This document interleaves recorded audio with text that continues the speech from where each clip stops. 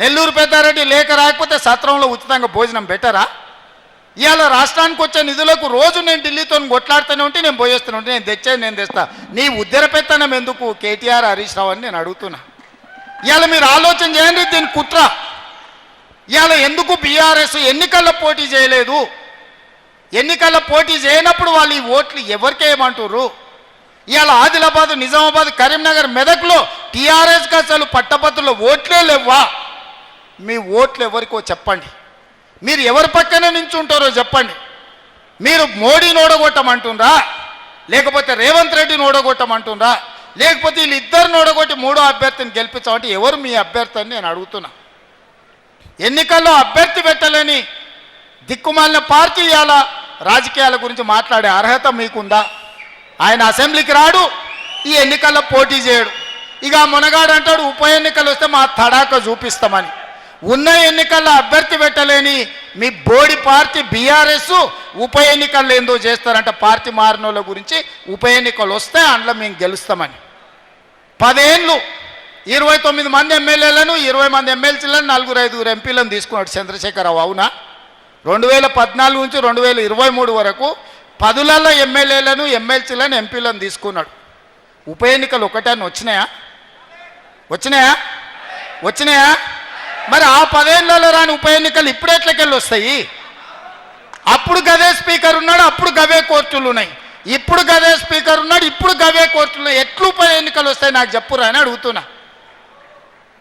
మీరు 10 ఏళ్ళు ఉన్నప్పుడు తెలుగుదేశంలో గెలిచిన శ్రీనివాస్ యాదవ్ను మంత్రిని చేస్తారు, కాంగ్రెస్లో గెలిచిన సబితమ్మని మంత్రిని చేస్తారు. సిగ్గు లేకుండా ఉన్న ఎమ్మెల్యేలందరినీ మీ పార్టీ కండువలు కప్పి మీ చుట్టూతో తిప్పుకుంటారు. అప్పుడు ఉప ఎన్నికలు రాందంటే ఇప్పుడు ఉప ఎన్నికలు వస్తాయంటే ఆయన అందులో చూపిస్తాడంట. వెనకడికి కూడా కూట్లున్న రాయి తీయలేదంట, కానీ ఏట్లో పోయి మునిగి పెద్ద బండరాయి తీస్తాను పొంకనాలు కొట్టిండంట వెనకడికి పోవడం. ఇవాళ కేటీఆర్, కేసీఆర్ మాటలు గట్టనే ఉన్నాయి. ఉప ఎన్నికలు వస్తున్నాయి, సిద్ధంగా ఉండేవారు, మనం గెలుస్తున్నామని. ఉన్న ఎన్నికల్లో పోటీ చెయ్యి. ఈ ఎన్నికల్లో నీ అభ్యర్థి ఎవడో చెప్పు. నువ్వు ఎవరికి ఓటేస్తున్నావు, ఎవరికి మద్దతు ఇస్తున్నావు చెప్పు చంద్రశేఖరరావు. ఉద్దర మాటలు వద్దు, ఉద్దర గప్పాలు వద్దు. నీది గతమే, నీకు భవిష్యత్తు లేదు. నీకు ఒకవేళ భవిష్యత్తు ఉంటే ఎన్నికల్లో నీ ఓటు ఎవరికో చెప్పు. ఎన్నికల్లో ఓటు ఎవరికి వేయాలనో చెప్పలేను అనివి. ఫామ్ హౌస్లో అడుకునేటోడు నువ్వా మాకు పోటీ? ఇవాళ బీజేపీ వాళ్ళు కిషన్ రెడ్డి గారికి సూటిగా చెప్తున్నా, మీరు ఓటు అడగాలంటే నువ్వు అడ్డంబడి ఆపిన మెట్రో కేంద్ర ప్రభుత్వం మంత్రివర్గంలో పెట్టాలి.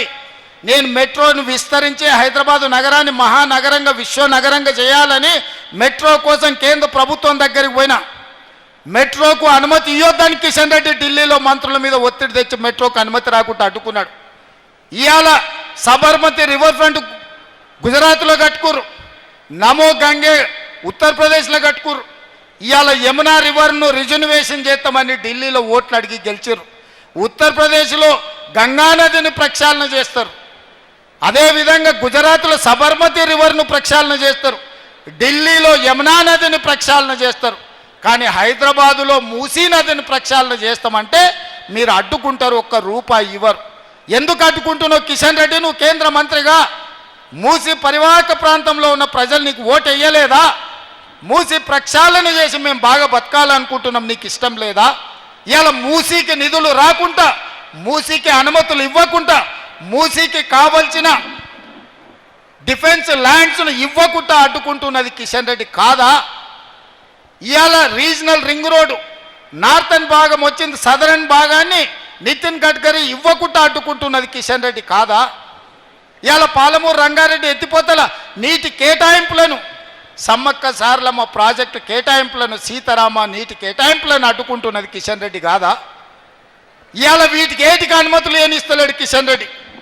కేంద్రంలో నాకు కూడా పరిచయాలు ఉన్నాయి. నేను కూడా 2019 నుంచి 2024 వరకు ఎంపీగా ఉన్నా. ఆ బీజేపీలో ఉన్న మంత్రులు, ఎంపీలు నాకు తెలుసు చాలామంది. కలిసినప్పుడు నాకు షోలో చెప్తున్నారు, మీ కిషన్ రెడ్డి వద్దంటున్నాడా, మేమేం చేయాలా? ఇస్తే కాంగ్రెస్కు పేరు వస్తుంది, రేవంత్ రెడ్డికి పేరు వస్తుంది, మీరు ఇవ్వద్దు, మీరు ఇవ్వకుంటేనే రేవంత్ రెడ్డిని మేము బద్నాం చేస్తాం అని వాళ్ళ మంత్రులే నాకు చెవిలో చెప్తున్నారు. ఇదా కిషన్ రెడ్డి నీ నీతి? ఇదేనా నువ్వు తెలంగాణకు చేసిన సాయము? ఎప్పట్లోగా నువ్వు మెట్రో రైలుకు అనుమతి తెస్తావు? ఎప్పట్లోగా మూసీకి నిధులు తెస్తావు? ఎప్పట్లోగా రీజనల్ రింగ్ రోడ్డును అనుమతిస్తావు, ఎప్పటిలోగా పాలమూరు రంగారెడ్డి ఎత్తిపోతలకు నీటి కేటాయింపులు తీసుకొస్తావు నేను అడుగుతున్న కిషన్ రెడ్డిని. ఇవేవి లేకుండా మా పట్టభద్రుల ఓట్లు అడుగుతావా నువ్వు? నీకేం అర్హత ఉందని నేను అడుగుతున్నా. ఇవాళ నీకు అర్హత ఏముంది ఓట్లు అడగడానికి? నువ్వు మెట్రో రైలుకు అనుమతి ఇవ్వవు, మూసికి నిధులు ఇవ్వవు, పాలమూరు రంగారెడ్డికి నీటి కేటాయింపులు చేయవు, రీజనల్ రింగ్ రోడ్డుకు అనుమతి తీసుకురావు. ఏది తీసుకురాని దద్దమ్మ కిషన్ రెడ్డి, నీకు ఓట్లు అడిగే అధికారం ఎక్కడిది తెలంగాణ రాష్ట్రంలో అని నేను అడుగుతున్న మిత్రులారా. ఇవాళ గుండెల మీద చెయ్యేసుకొని ఆలోచన చేయండి.